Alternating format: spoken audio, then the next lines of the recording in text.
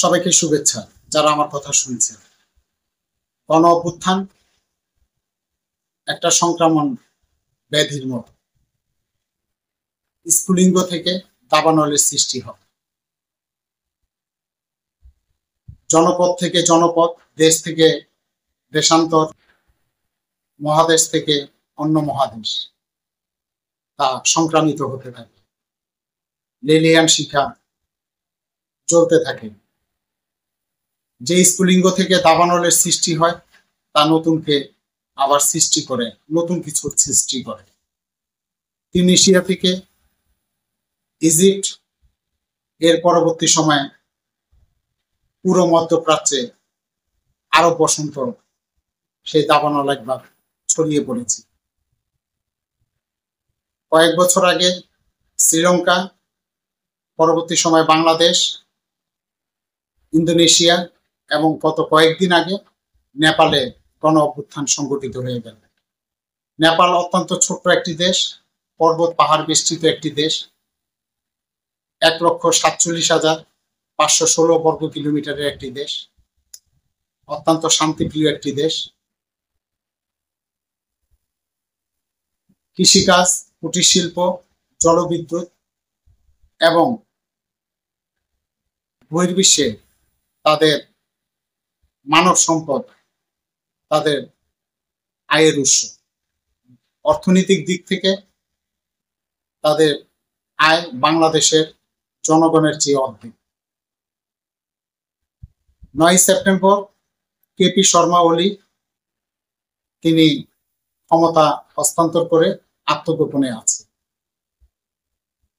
এর পরবর্তী সময় প্রধান বিচারপতি মহিলা তিনি সুশীলা কার্কি, তিনি অন্তর্বর্তীকালীন সরকারের প্রধান হয়েছিলেন। ছোট্ট পরিসরে অন্তর্বর্তীকালীন সরকার গঠিত হয়েছে। গঠিত হওয়ার সাথে সাথে তিনি ঘোষণা দিয়েছে ৬ মাসের মধ্যে জাতীয় নির্বাচন করে তাদের হাতে ক্ষমতা হস্তান্তর করবে। এই যে শ্রীলঙ্কা, বাংলাদেশ, ইন্দোনেশিয়া, নেপাল যে গণ অভ্যুত্থান সংগঠিত করলো, বর্তমান প্রজন্ম তাদেরকে জেএনজি নামে সবাই চিনে। তারা পরিবর্তন চায়, তারা পরিবর্তনের আশা করে। তারা অপরাজনীতি, দুঃশাসন, দুর্নীতি তারা দেখতে চায় না। যে কারণে তারা ফুঁসে উঠেছে। প্রায় ৭২ থেকে ৭৩ জন নিহত হয়েছে, ১৩০০-র মতো আহত হয়েছে। তারা গণ অভ্যুত্থান সংগঠিত করার পর দেশ ও জাতির কাছে ক্ষমাও চেয়েছে, কারণ ওখানে অগ্নিসংযোগ হয়েছে, সরকারি সম্পদ বিনষ্ট হয়েছে, তার জন্য তারা ক্ষমা চেয়েছে। এবং এই জেএনজিরা যারা গণ অভ্যুত্থান সংগঠিত করলো, তারা আবার পড়ার টেবিলে ফিরে গেছে। সেই দিক থেকে বাংলাদেশের প্রেক্ষাপট কি তা নিয়ে আমি একটু আলাপ করব। এর মধ্যে বিভিন্ন সামাজিক প্রতিষ্ঠান, সংগঠন রয়েছে, যুব সংগঠন রয়েছে। যুব সংগঠন নেপালের সুদান গেরুঙ্গে আমি নেপাল, আমরা নেপাল নামে একটা যুব সংগঠন, অনেকে বলে তিনি চাবিকাঠি নেড়েছে। এছাড়া অন্যান্য সংগঠনও এই অভ্যুত্থানে অংশগ্রহণ করেছে। অভ্যুত্থান সংগঠিত হয় আপামর জনগণ, জনসাধারণ, বিভিন্ন সংগঠন, শ্রমিক, ছাত্র, মেহনতি মানুষ সবাই মিলে। তারপরও বর্তমান যে অভ্যুত্থানগুলো সংগঠিত হচ্ছে, জেএনজি তাদেরকে এর জন্য বেশি প্রশংসা করা হয়। যোগাযোগ মাধ্যম বন্ধ করে দিয়েছিল, তারা সেটা চালু করতে বলেছে। তারা সংস্কারের কথাও বলেছে। আবার তারা এটাও বলেছে তাদের আন্দোলন হাইজ্যাক হয়ে গিয়েছে, সেনাবাহিনী তাদের আন্দোলন হাইজ্যাক করে নিয়েছে। দ্বিধাদ্বন্দ্ব থাকবে। একটা অভ্যুত্থান যখন সংগঠিত হয় তখন বিভিন্ন দল উপদলে ভাগ হয়ে যায়, কারণ অন্তর্বর্তীকালীন সরকারের প্রধান কে হবে, কোন ধরনের সংস্কার হবে, এটা নিয়ে দ্বিধাদ্বন্দ্ব থাকবে, দ্বিমত থাকবে। তাই বলে তাদের যে জেএনজিরা গণ অভ্যুত্থান সংগঠিত করল, আমাদের দেশেও গণ অভ্যুত্থান সংগঠিত হয়েছে, তার মধ্যে চিন্তা চেতনায় আকাশ পাতাল ডিফারেন্স, আকাশ পাতাল ভিন্নতা রয়েছে। আমাদের জেএনজিরা ক্ষমতায় এসে অভ্যুত্থান সংগঠিত হওয়ার পর কি হলো, তারা ক্ষমতার একটা অংশ হয়ে গেল। এর পরবর্তীতে তারা ক্ষমতা দীর্ঘায়িত করার জন্য যে উপদেষ্টাগণ রয়েছে তারা তাদেরকে উস্কিয়ে দিল, এবং এই জিএনজি যারা গণ অভ্যুত্থান সংগঠিত করেছে তারা বিভিন্ন মন্ত্রণালয়, তদবির বাণিজ্য, টেন্ডার বাণিজ্য, মব, এমন কোনো অপরাধ করেনি যে তারা বাদ রেখেছে। সবগুলোর সাথেই তারা জড়িত। শুধু যে তারা জড়িত না, তাদের যে মুরব্বী রয়েছে তারা তাদেরকে উস্কে দিয়েছে। গতকালকে তমা নামে বাংলাদেশের একজন সমন্বয়ক, মহিলা সমন্বয়ক, তিনি চাঁদাবাজি করতে গিয়ে ধরা পড়েছে, তাকে জেল হাজতে প্রেরণ করা হয়েছে। এই তমা মেয়েটি গত কয়েকদিন আগে একজন মুক্তিযোদ্ধার বাসার সামনে গিয়ে অশ্লীল ভাষায় স্লোগান, অশ্লীল ভাষায় অঙ্গভঙ্গি ইত্যাদি করেছে। তাহলে নেপালের জিএনজি এবং আমাদের জিএনজির মধ্যে অনেক তফাৎ। আমাদের জিএনজিরা ক্ষমতার স্বাদ নিতে চেয়েছে, আর নেপালের জিএনজিরা কি করেছে, তারা পড়ার টেবিলে ফিরে গেছে। তারা কিছু সংস্কারের কথা বলেছে, কিন্তু প্রথম ফোকাসে যে অন্তর্বর্তীকালীন সরকার এসেছে নির্বাচনের দিকে। আজকে প্রায় 1.5 বছর হতে চললো আমাদের দেশে, এখনো নির্বাচনে যে একটা সুন্দর অবাধ সুষ্ঠু নির্বাচন হবে জনগণ সেটা এখনো প্রত্যাশা করতে পারছেন না।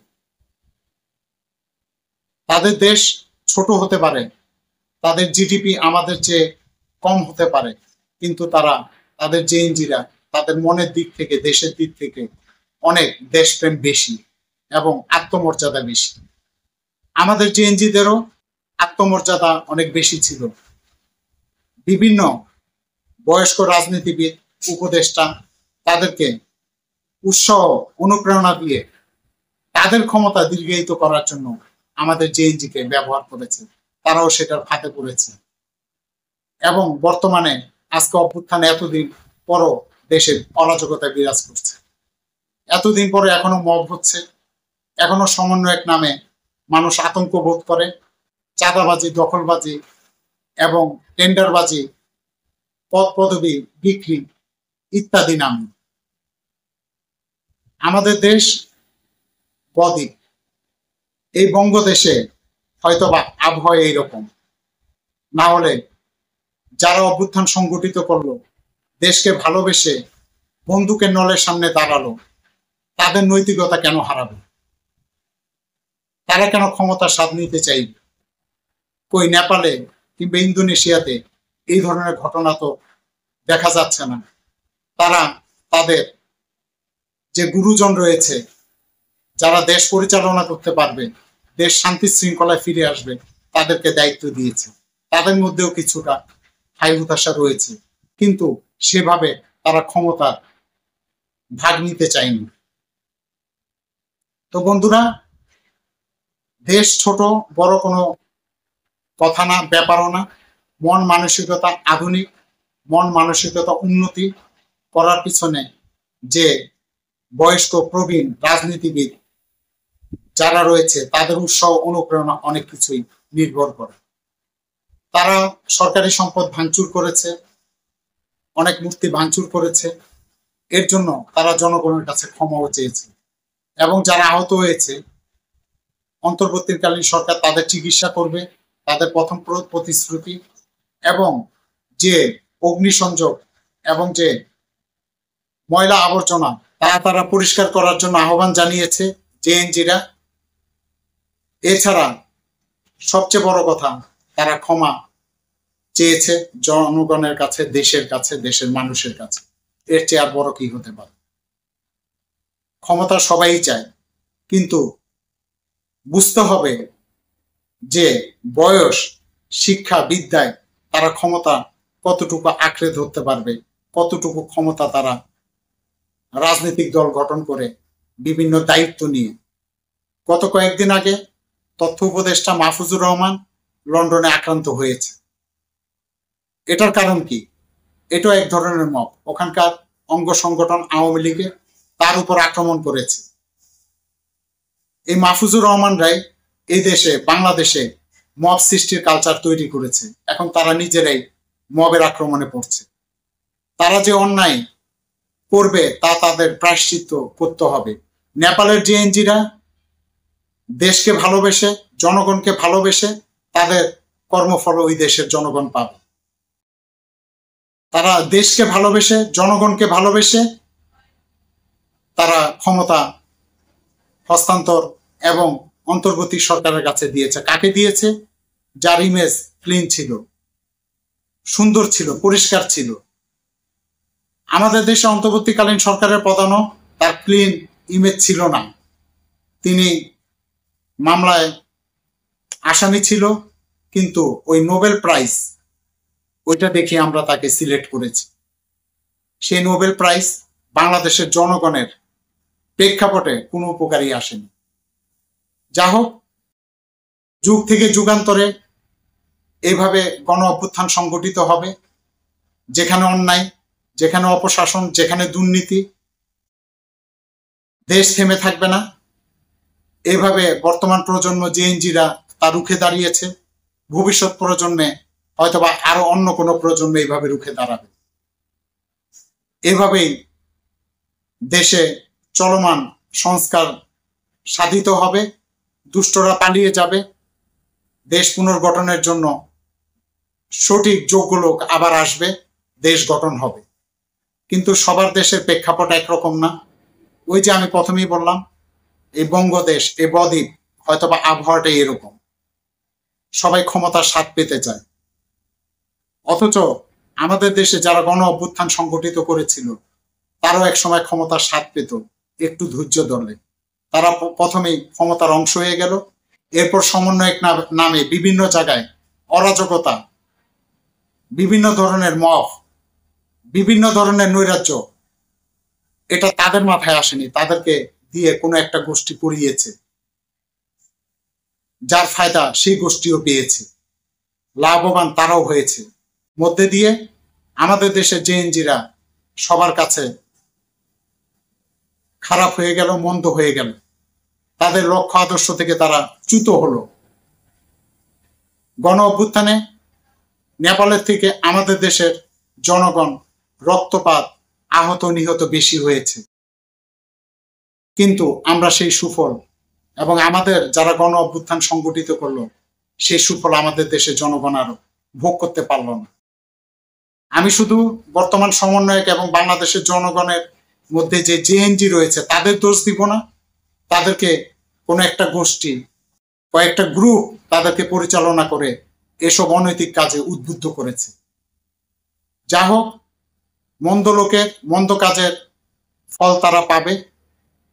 হয়তোবা দেশ এখন একটু অস্থির অবস্থায় আছে, কিন্তু নির্বাচনের কোনো বিকল্প নেই। কিন্তু সামনে যে ফেব্রুয়ারিতে বাংলাদেশে নির্বাচন হবে, অবাধ, সুষ্ঠু, নিরপেক্ষ, ইনক্লুসিভ, তার লক্ষণ আমি দেখতে পাচ্ছি না।